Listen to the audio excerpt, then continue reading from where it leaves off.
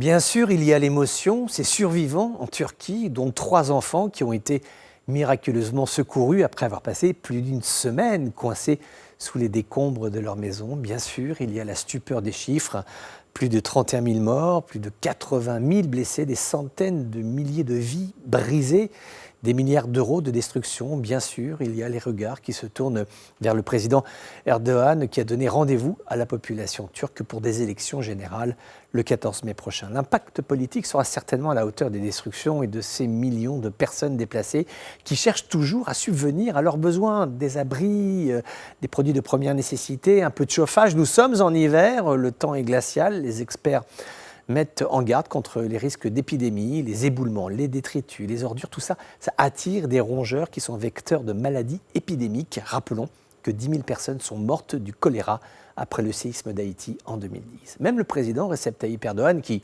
reste généralement peu attentif aux critiques, admet que les agences gouvernementales ont tardé à envoyer des sauveteurs et à apporter des secours durant les premiers jours du tremblement de terre. Depuis la ville de Gaziantep, un député du Parti démocratique du peuple, donc qui est pro-kurde, affirme que des tentes sont encore nécessaires dans de nombreux endroits. Plusieurs villages attendent toujours les secours. Près de 100 personnes, dont certaines sont des entrepreneurs de bâtiments effondrés, ont été arrêtées. En fait, le pays a du mal à repartir. Les écoles primaires et secondaires devraient être fermées jusqu'au 20 février, jusqu'au 1er mars dans les zones qui sont sinistrées.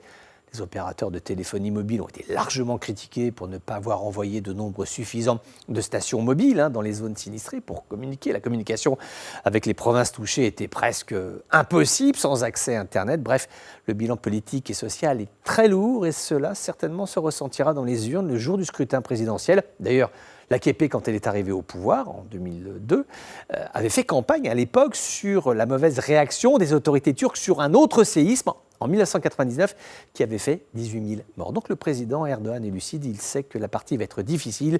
Déjà, il n'est pas donné un vainqueur par les instituts de sondage. Cette affaire pourrait impacter le déroulement de sa campagne électorale qui pour l'instant est à l'arrêt.